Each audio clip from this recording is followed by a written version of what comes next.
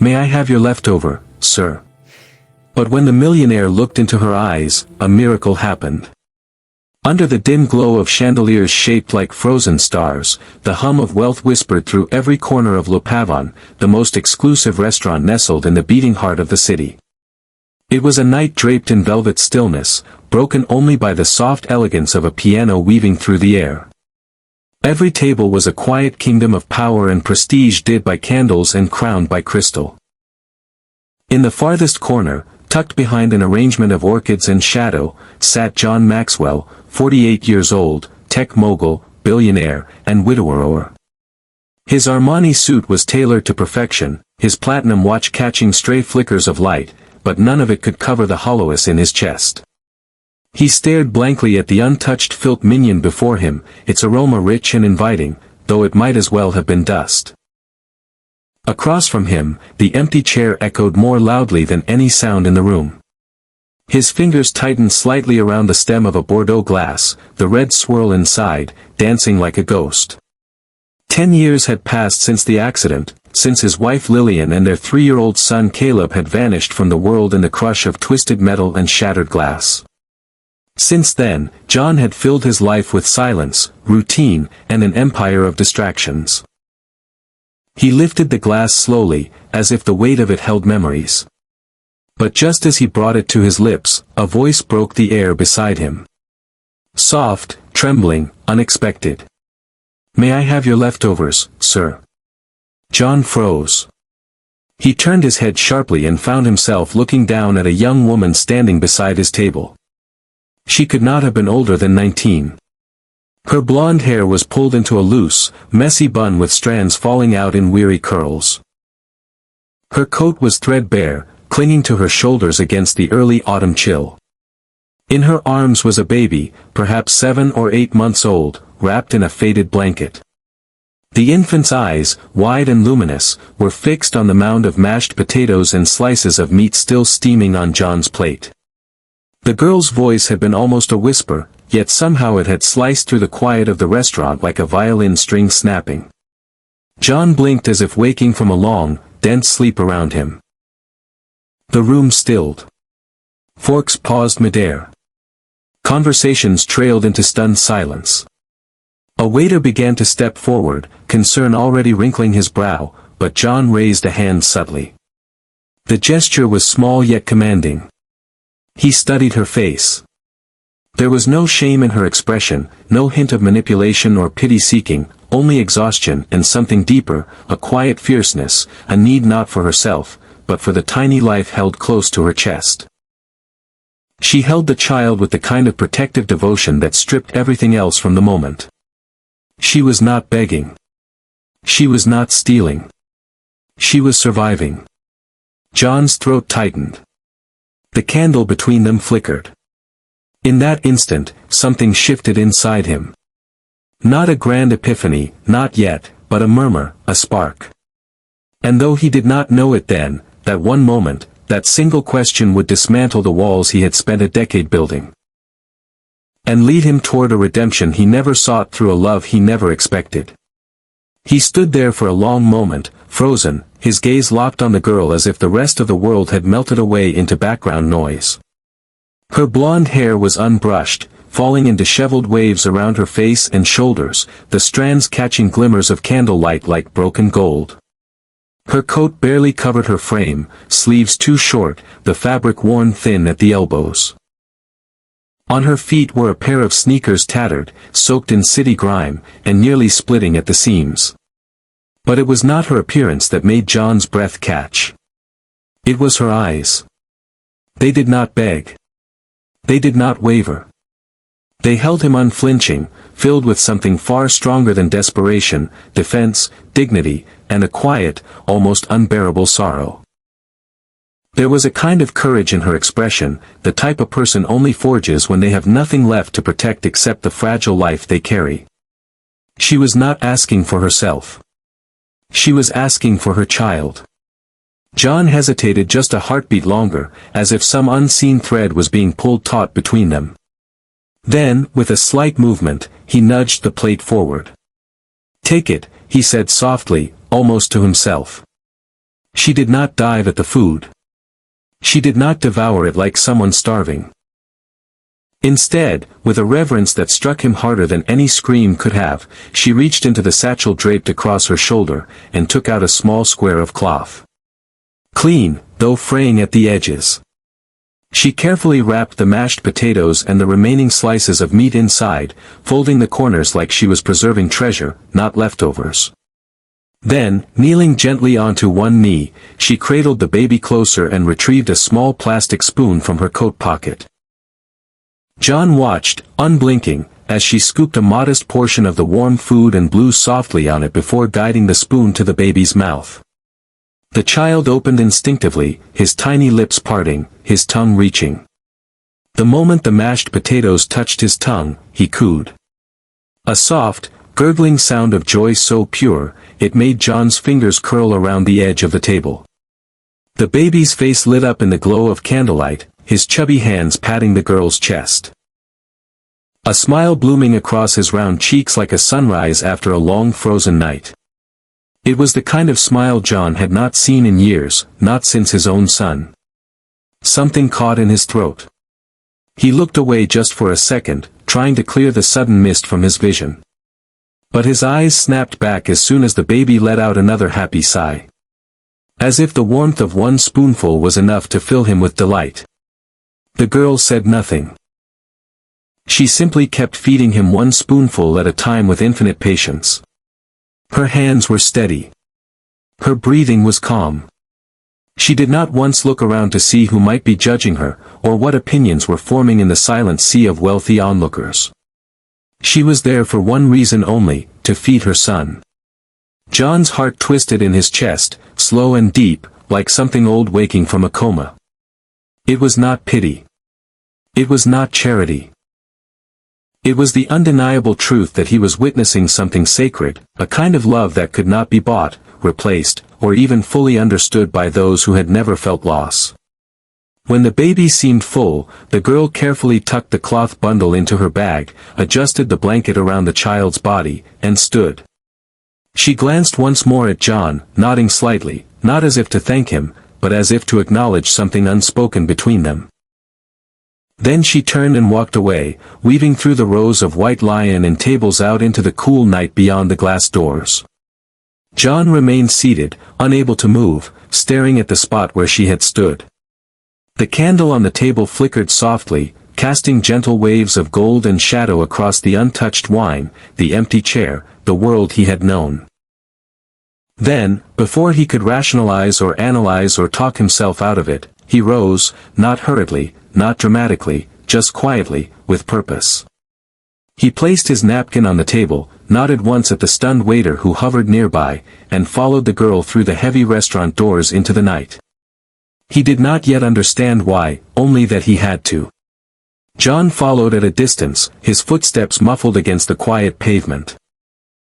The city noise faded behind him as the girl slipped down a narrow alleyway, clutching the baby to her chest like a fragile shield against the world. She moved quickly but cautiously, as if every shadow might swallow her whole. He did not know why he followed, only that something deeper than curiosity pulled him along. It was not pity, it was recognition. The alley opened into a crumbling parking lot flanked by brick buildings. Abandoned cars sat like ghosts, but one, an old dented Navy sedan, was different. It was lived in. The windows were fogged. The paint was peeling, but it was shelter. She walked to it without hesitation, opened the back door, and carefully settled in with the baby. A thin blanket served as a mattress. She cradled the infant in her arms, whispering something only the child could hear. Then her voice rose, soft and trembling, to a lullaby. "You are my sunshine, my only sunshine." John lingered in the shadows, transfixed.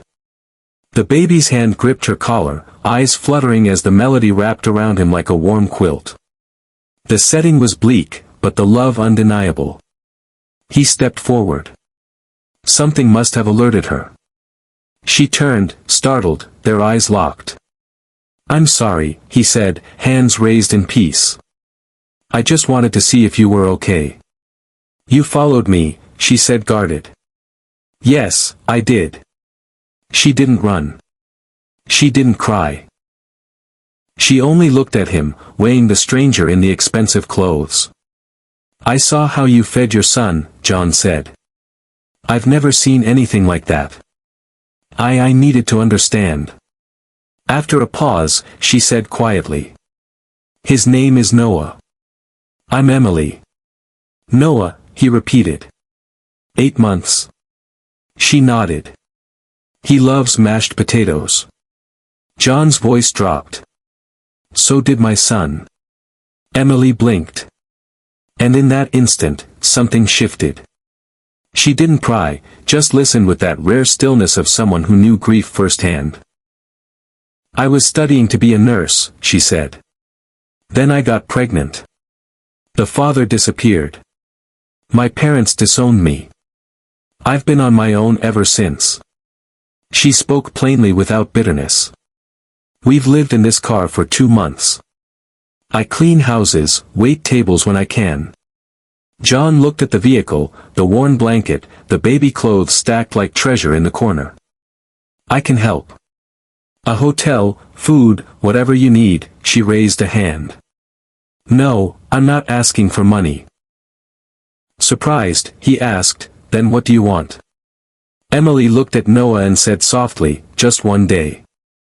One day where he's warm, full, and safe. That's all. The words hit him harder than any demand ever could. The street light flickered above them, casting an amber hue over her face. In that glow, John saw something familiar. Her eyes. His late wife's eyes. Not exactly, but close enough to crack something inside him. The way Emily clutched her child. The way she stood tall with nothing but love as armor. It stirred something in him, something that had been buried with his wife and son. He stepped back, suddenly unsteady. Thank you, he said. Emily furrowed her brow. For what? For reminding me I still have a heart. She said nothing, only cradled Noah tighter, resuming the lullaby. John stood there a little longer, the song threading through the night like a lifeline. And though Emily didn't smile, she didn't close the door either. And that somehow was everything. From that night on, John could not shake the image of the girl with the broken shoes and the baby with the mashed potato smile. No matter how many emails he skimmed through or board meetings he attended, their faces stayed with him. Quiet reminders that somewhere in the same city where people drank $8,000 wine, a mother and child were surviving on kindness and resilience alone. He never spoke to her again. Not right away. Instead, he began to act silently and precisely, the way he'd built his fortune. He had found her car again, parked behind an abandoned church lot. Without approaching, without intruding, he left small packages near the vehicle in the early mornings before sunrise, a canister of baby formula, a pack of diapers, a sealed container of homemade soup, still warm to the touch. He arranged for a pediatrician to make a discreet visit, pretending to be part of a church outreach program. Emily didn't know who had sent him. She didn't ask, but when the doctor left, she held Noah longer than usual and whispered, "Thank you," to no one in particular. At first, Emily was skeptical. She had learned to survive by expecting disappointment. But these quiet gestures never came with notes, never came with expectations or requests. No one asked her to smile. No one asked her to be grateful. It was simply there, steady, gentle, real. Little by little, suspicion gave way to something more dangerous. Hope. Then one evening, as October cold began seeping deeper into the nights, disaster struck. Noah had been cranky all afternoon, refusing to eat. His forehead was warm, but by nightfall, he was burning with fever. Emily tried everything. Cool cloths, gentle lullabies, rocking him back and forth in the back seat of their car. But his cries grew more urgent, his breathing shallow and fast. She rushed to the nearest hospital emergency room. The woman at the front desk barely looked up when Emily explained that her son needed help. When asked about insurance, Emily hesitated. When she said she didn't have any, the woman's face hardened. "We're at full capacity," she said curtly. "You'll need to wait or find another facility." Emily's voice broke. "He's only a baby. He has a fever of 104. He's not responding. Please. Ma'am, there's nothing we can do without proper intake. I'm sorry." Emily stepped outside, her breath clouding in the freezing air. Noah had gone quiet, a terrifying silence. She held him tighter than ever, her body shaking with cold and panic. There was only one thing left she could do. She pulled out her old phone. Her fingers trembled as she typed just 2 words, "Help us." She didn't know if he would come. She didn't even know why she trusted that he might. But 6 minutes later, headlights swept across the curb. John's black SUV screeched to a halt. He jumped out before the engine stopped, his coat flaring in the wind, eyes wild with urgency. He didn't speak. He simply held out his arms. Emily placed Noah into them. And for the first time, the baby did not resist. His tiny hand curled around John's index finger, weak but intentional, as if recognizing something safe.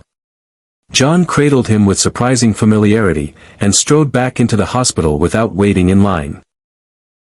"I want a doctor now," he said to the receptionist, voice steel and fire. "This child has a critical fever.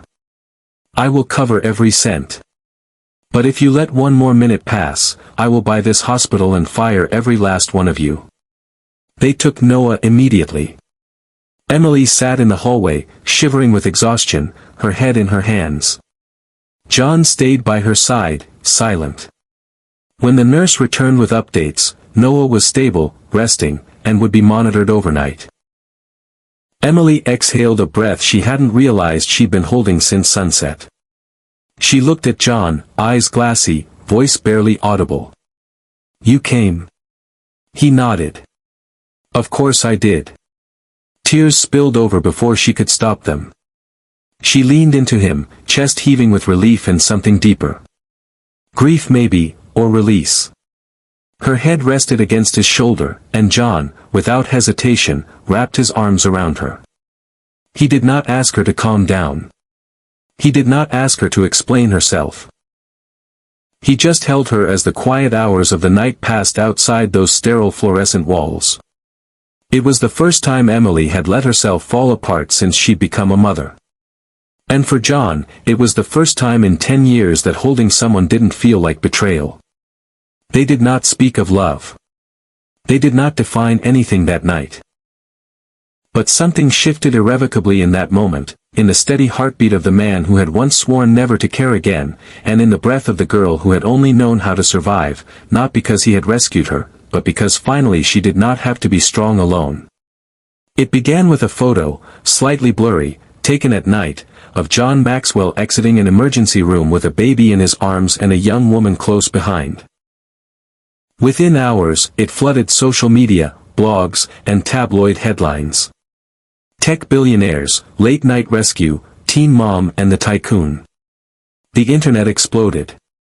Emily's identity didn't stay private for long. A leaked hospital intake form confirmed her name. Then came the commentary. Waves of speculation, judgment, and cruelty. Some praised John, calling him compassionate, generous. Others were vicious. "She's a gold digger. This was planned. What kind of man gets caught up in something like this?" In the apartment John had arranged for her and Noah, Emily sat in darkness, the only light from her phone. Each swipe brought more venom. Each headline more shame. Her chest tightened. Her hands trembled. She turned off the screen, afraid the light alone might touch her son with that same poison. Noah stirred in his crib. She stood and gently placed a hand over his chest, soothing him. Then she sat back down on the edge of the bed and stared at the floor until morning. When John walked in, he knew something had changed. Emily's posture was closed off, her expression distant. "I can't do this," she said. "I don't want my son growing up in scandal.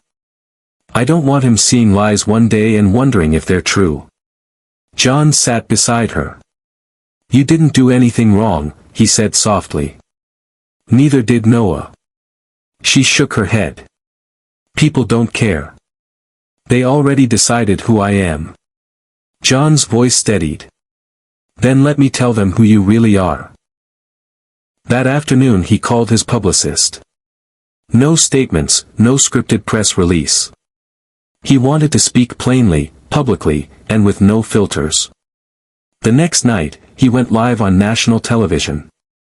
The setup was simple. A quiet studio, soft lighting, no distractions. The interviewer asked nothing shocking, just gave him space to speak.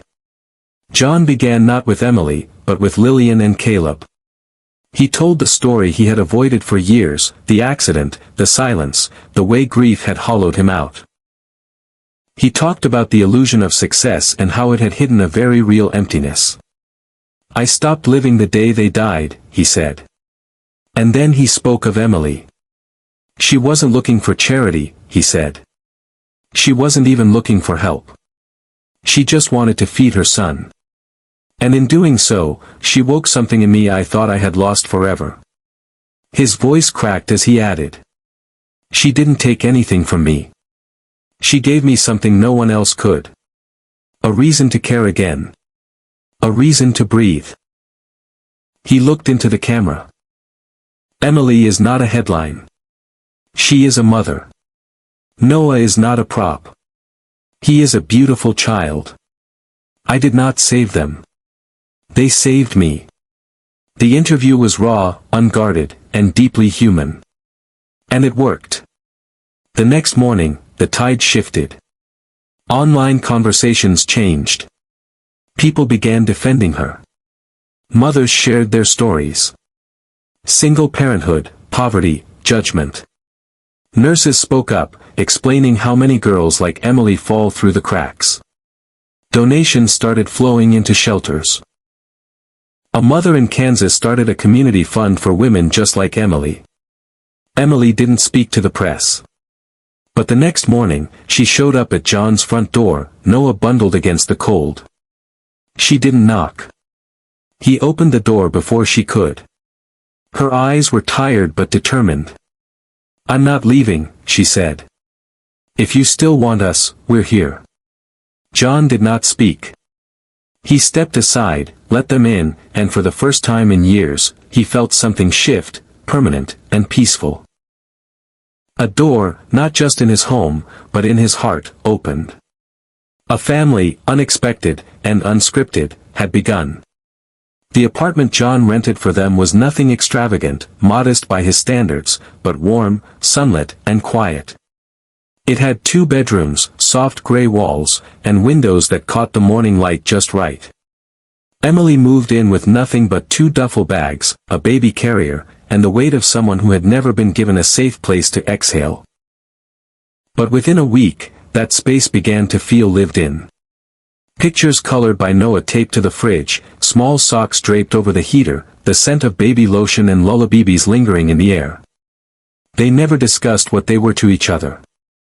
Not at first. There were no declarations, no labels, no timelines. They simply lived together. John visited every morning. At first, it was under the pretense of checking in, bringing groceries, or a package of diapers, but soon it became routine. He would knock, let himself in, and Noah would light up with recognition, bouncing in his crib at the sound of the door. Emily would already have coffee brewing, her hair pulled into that same loose, graceful knot, and they would share breakfast stories. John learned how to hold a baby bottle at just the right angle, how to warm milk without overheating it, how to change a diaper clumsily at first, then with a confidence that surprised even him.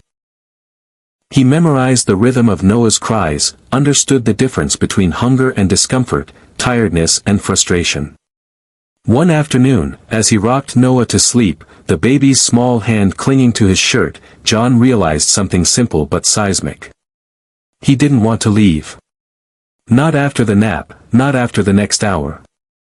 He wanted to stay. Emily noticed it, too. The way John lingered, how he listened to Noah's babbles like they were symphonies. He never tried to impress or control. He simply showed up day after day with quiet hands and eyes that had once been hollow, but were now slowly refilling with light. She had never known love that didn't ask for anything back. But she had never known a man to simply be present. Not to fix her, not to own her story, but to walk beside her in it. In the soft hours between feedings and bath times, a new kind of connection formed. It was not the fiery kind of love the world romanticized. It was slower, deeper, born not from passion, but from persistence. One evening, after Noah had finally fallen asleep, Emily and John sat on the balcony in silence, a blanket draped between them. The city below glimmered in gold and blue, but neither of them looked down. John turned toward her, his voice gentle. "When I lost Lillian and Caleb, I thought that part of me died with them, the part that wanted to care, to belong, to be needed."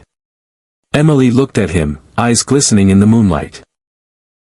"You didn't lose it," she whispered. "It just waited. They didn't kiss that night. They didn't have to." The moment stretched between them like a promise, unspoken, but deeply understood. And in that moment, Emily smiled. Not the kind of smile she gave nurses out of politeness or Noah out of reflex. This one was just for him. Full and rare.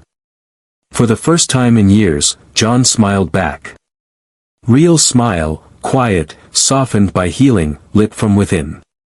They were not yet lovers. They were not yet a family in name, but they were something stronger. Two people who had been broken open by loss and found in each other the slow and steady beginning of home. It came one afternoon in a plain white envelope, wedged beneath the apartment door like an unexpected gust of wind. Emily stared at it for a long time before opening it, her hands trembling slightly as she unfolded the letter inside. The handwriting was familiar, tight, neat, and unmistakably her mother's. There were only a few lines, no grand apology, no dramatic pleas, just simple words written in ink that seemed to press too hard on the page. "If there's still a chance to know my grandson, I would like to try." Emily sat at the kitchen table for over an hour. The letter crumpled gently in her hands as Noah played nearby with his stack of colorful blocks. She didn't cry. She didn't get angry. But the silence that filled the room was thick enough to suffocate. When John arrived that evening, he found her in the same spot. "She wrote," Emily said quietly without looking up. He walked over, picked up the letter, and read it. Then he sat it down, and took a seat beside her. "What are you thinking?" he asked. "I don't know," she admitted. "It's been almost 2 years since they last spoke to me. Since they told me I was no longer their daughter." John nodded slowly. "You don't owe them anything." Emily turned to him, eyes clouded with uncertainty. "But Noah, doesn't he deserve to know where he comes from, even if it's broken?" John paused, choosing his words carefully. "Don't let him grow up with the same emptiness you had. Let him have the chance to forgive or not, but let him choose." 3 days later, they drove to the town Emily once called home. A sleepy stretch of green hills and narrow roads where every face seemed to remember the past a little too well. Her parents' house stood at the end of a gravel driveway, the white paint slightly faded, the porch swing still creaking in the wind. Emily stood outside for several long moments, Noah on her hip, his tiny hands gripping her sweater. John stood slightly behind her, offering quiet support, but letting her lead. The front door opened slowly. A woman stepped out. Mid-50s, sharp features softened by time and sorrow. Emily's mother. For a heartbeat, no one moved. Then, with a trembling breath, her mother stepped forward. Her eyes landed on Noah, then on Emily, and they filled instantly with tears. "I wasn't strong," she whispered, her voice catching. "I was scared of what people would think. Of losing the version of you I thought I raised, and I lost you anyway." Emily said nothing. Her lips parted slightly, her jaw tightening. Her father appeared behind her mother, older than she remembered, his hands folded nervously in front of him. He looked at his grandson like he was seeing something holy. Noah reached out a hand, not knowing the history, not caring, just curious. And that somehow shattered everything. Her mother broke down, stepping forward, arms open, but uncertain. May I hold him?" Emily hesitated only a moment. Then slowly, she placed Noah in her mother's arms. The older woman clutched him as if trying to hold time itself. She sobbed softly, whispering things to the boy who blinked up at her with innocent wonder. John watched from the side, his chest tight. He wasn't part of this moment, but he was witness to its power. When Emily finally stepped forward and wrapped her arms around her mother, the porch seemed to breathe. The past had not disappeared, but it had been softened. Forgiveness was not a lightning strike. It was a slow sunrise. That afternoon, the three generations sat around the old kitchen table where Emily once ate cereal before school. Her mother served tea. Her father bounced Noah gently on his knee. And for the first time in years, there was laughter in that house. Emily caught Jay's gaze from across the room, and he smiled. She mouthed two simple words. "Thank you." He shook his head, smiling back. "No," he whispered to himself, barely audible. "Thank you for going home." 1 year later, the world had changed, but only in the ways that mattered. The noise had faded. The headlines were gone. In their place was something far quieter, far more powerful, a life.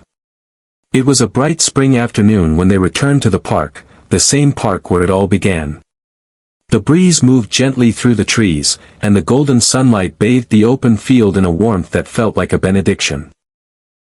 There were no towering floral arches or photographers jostling for the perfect shot, just a small group of close friends, a white linen cloth spread beneath an old oak tree, and a humble wooden arch wrapped with ivy and ribbon. At the center of it all stood a little boy in a navy blue vest and matching bow tie. Noah, now nearly 2 years old, clutched a small velvet box in both hands as he wobbled across the grass, determined to deliver it to the man waiting just a few steps away. John stood there, not in a designer suit, but in a soft gray blazer that Emily had once told him made him look almost human. His hair was longer now, with threads of silver he no longer bothered to hide. His eyes, once clouded by grief, now sparkled with something far rarer than wealth. Hope. As Noah reached him, John knelt down and took the box gently from his tiny fingers. The boy looked up and giggled, then toddled back to the edge of the clearing where Emily stood barefoot on the grass, her white dress fluttering in the breeze. She had never looked more beautiful, not because of the dress, not because of the sun behind her, but because of the life in her eyes, the kind of radiance that only grows after surviving darkness. John stepped forward, box in hand, and dropped to one knee. For a moment, the wind seemed to still, as if the world itself paused to listen. He looked up at her, his voice steady, but thick with emotion. "You didn't ask for anything," he said softly. "You didn't beg. You didn't expect. You just showed up on the worst night of your life and gave me a chance to remember what it feels like to be needed, to be alive." He opened the box, revealing a simple ring, elegant, unflashy, chosen not for its price, but for the way it would look on her hand when she held their son. "You didn't take my leftovers, Emily," he whispered. "You gave me everything I didn't know I was missing. You gave me family. You gave me love. You gave me a future." He paused, tears glimmering in his eyes. "Will you marry me?" Emily's hand flew to her mouth. Her eyes filled before the first tear could even fall. She nodded once, twice, then dropped to her knees in front of him, laughing through her tears as she whispered, "Yes." They embraced, arms folding into one another like pieces of a puzzle long lost and finally found. The minister began the ceremony, simple and short, while Noah played with the petals on the ground, occasionally glancing up as if trying to understand what made the grown-ups so emotional. But it was during the vows, right as John promised to love not just Emily, but the sun who had brought them together, that Noah wandered up and wrapped his arms around John's leg. "Daddy," he chirped. And just like that, the entire park held its breath. John looked down, eyes wet, and bent to pick up the boy. Holding him with one arm and Emily with the other, he whispered, "I love you, son." In that embrace, under the sun, with no audience, but a few friends, and the sky, everything that had once been broken felt whole again. John had not rescued a young mother. She had rescued him from grief, from isolation, from a life so polished and empty it had nearly swallowed him whole. And in the place of loneliness, a new family had been born. Not from blood, not from planning, but from a whisper, a question, and a plate of mashed potatoes. They were not perfect. They didn't need to be. They were together. And that finally was enough. And so from a single whisper in a luxury restaurant, a story of love, redemption, and second chances unfolded. What began as a request for leftovers became a journey that redefined what it means to be a family. John didn't just open his heart, he opened his life. Emily didn't just survive, she found home. And little Noah, once cradled in a stranger's arms, now walks beside a father who chose him not by blood, but by love. Because sometimes the most extraordinary stories are born from the quietest moments. If this story touched your heart, made you feel, made you hope, or even brought a tear to your eye, don't forget to like, share, and most importantly, subscribe to Soul Stirring Stories, the channel where every story is made to heal your soul and remind you that compassion is the most powerful miracle of all. We'll see you in the next story.